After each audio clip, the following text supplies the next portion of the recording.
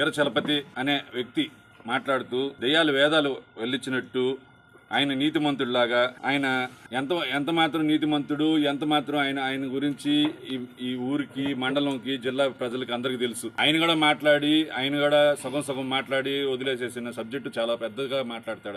ఆయన సగం చదువుకొని మాట్లాడుతున్నాడా లేకపోతే చదువుకొని మాట్లాడుతున్నాడా నాకు తెలియదు. దాని గురించి ఈ రోజు నా మీద చేసిన అభియోగం, దేవస్థానం గురించి ఫస్ట్ అభియోగం చేశాడు. దేవస్థానం సివిల్ కోర్టు పరిధిలో నడుస్తున్నప్పుడు, అది డిపార్ట్మెంటు సివిల్ కోర్టులో తేలినప్పుడు నాది కాదు, ఇది నేను తప్పు చేశానని ఏదైనా ఉన్నప్పుడు దానికి డిపార్ట్మెంటు దానికి కోర్టు ద్వారా దానికి తీర్పు వచ్చినప్పుడు ఖచ్చితంగా మేము వదిలేసేస్తాం దాన్ని ఇదని చెప్పి ఇంత ముందు కూడా చెప్పాను, ఇప్పుడు కూడా చెప్తున్నాము.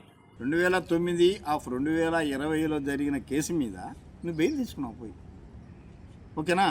అది ఉంటే దేవస్థానం భూములు దేవుడు చూసుకుంటాడు. మరి ప్రజల భూముల సంగతి చూడండి. ఇప్పుడు ఒకటేమో షెడ్యూల్ మార్చేసావు, నిన్నేం వాళ్ళేమో రచ్చ చేసి షెడ్యూల్ మార్చేసి ఒకటేమో డీటీసీపీ పెడితే, ఒకటి డీటీసీపీ పెడితే ఒకటేమో షెడ్యూల్ లేవని, ఈ విధంగా డీటీసీపీ లక్షణంగా రాసి పెడితే ఈ డీటీసీపీ అని. అదేమంటే ఆయన టైం అంటే 2014 మన టైం కాదమ్మా. ప్రభుత్వం కూడా మంది కాదా నాయన, తెలుగుదేశం ప్రభుత్వం మంది కాదు. నేనేమి ఏ పార్టీకి దొల్లపుచ్చుకోలేక దొలను. పార్టీ ఏ పార్టీ పని ప్రతిపక్షంలో అయినా 2014-19 ప్రతిపక్షంలో ఉన్నా, ఇప్పుడు ప్రతిపక్షంలోనే ఉంటా. అర్థమైందా? అంతకుముందు అట్నే ఉన్నా. పాలకపక్షం వచ్చినప్పుడు కూడా పరిపాలిస్తాం, లేనప్పుడు ప్రతిపక్షంలో ఉంటాం. అంతేకాని ఇటు దొడ్డు పుచ్చకాలకు దొల్లే పరిస్థితి ఏదైనా ఉంటే మీరు చెప్పండి. నువ్వు కూడా దొల్లేవు కదా.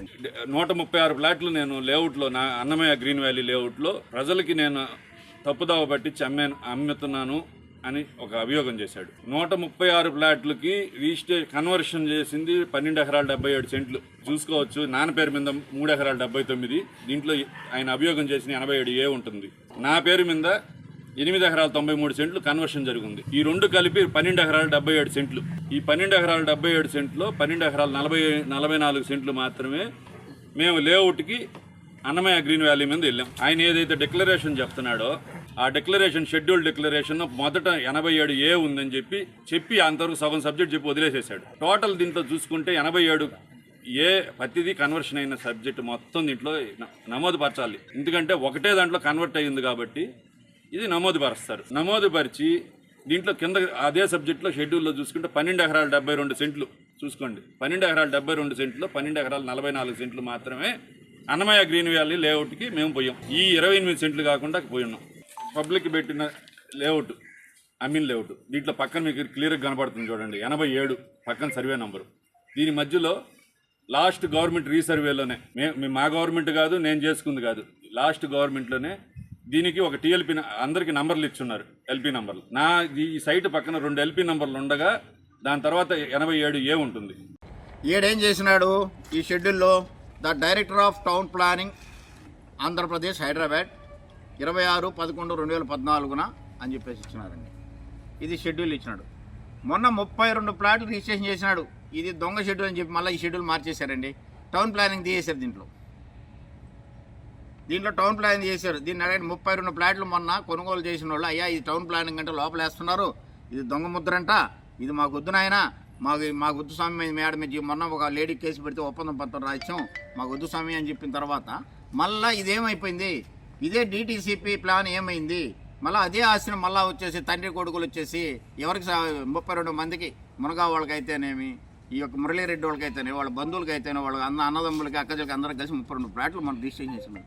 రిజిస్ట్రేషన్ చేసినప్పుడు వాళ్ళు ఏం చెప్పారు, ఈ దొంగ సర్టిఫికేట్ మాకు పెట్టొద్దంటే మళ్ళీ తీశారు. అంటే ఒకే షెడ్యూల్లో ఒక దాంట్లో డీటీసీపీ లేవుటు, ఒక దాంట్లో మామూలు లేవుటు. మరి వాళ్ళు తప్పు తెలుసుకునే తలకే మళ్ళీ మామూలు లేవుటుకొచ్చారు. ఎవరైనా చేస్తారు ఈ విధంగా? సర్వే నెంబర్లు సరే పక్కన పెట్టు. ఈ షెడ్యూల్ ఎవరైనా మార్చగలరా? ఈ రాష్ట్రంలో కానీ దేశంలో ఎవరైనా మార్చగలరా ఈ విధంగా షెడ్యూల్? ఒక దానికి డీటీసీపీ అని చెప్పినారు. డీటీసీపీ అంటే పంచాయతీకి పోయే తలకే 14 డీటీసీపీ మా దగ్గర కావాల్సినటువంటి రికార్డులు మా దగ్గర సరైనటువంటి పత్రాలు అంటే 14% కట్టేసి రెగ్యులేషన్ చేసుకోండి అని చెప్పి పంచాయతీ సెక్రటరీ చెప్తా ఉన్నాడు. సో దానికి మాకు వద్దు స్వామి, డీటీసీపీ వద్దు, ఇది అబద్ధం అంట, మాకు వద్దు నాయన, మమ్మల్ని లోపలేస్తారని చెప్పిన తర్వాత మళ్ళీ డీటీసీపీ పక్కన పెట్టేసి మామూలుగా అన్నమయ్య గ్రీన్ వ్యాలీ అని పెట్టినారు. దీంట్లో పక్కాగా town director planning Andhra Pradesh Hyderabad వారిచే అనుమతి పొందినటువంటిది అని ఎడబెట్టున్నారు. సో ఈ రెండింటి గురించి ఒకసారి విచారించండి.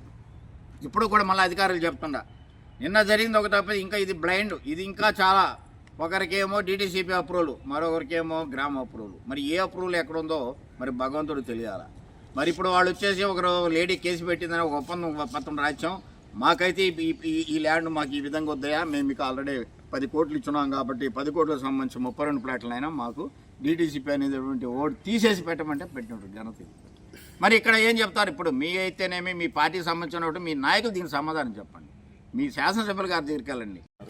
నేనే లేఅవుట్లు ప్రశ్న ఇది నా లేఅవుట్, డిటీసీపీ లేఅవుట్ పక్కగా నేను తీసుకోండి, ఏ పేపర్ పెట్టి ఎదురుగా ఒక లేఅవుట్ ఉన్నారు.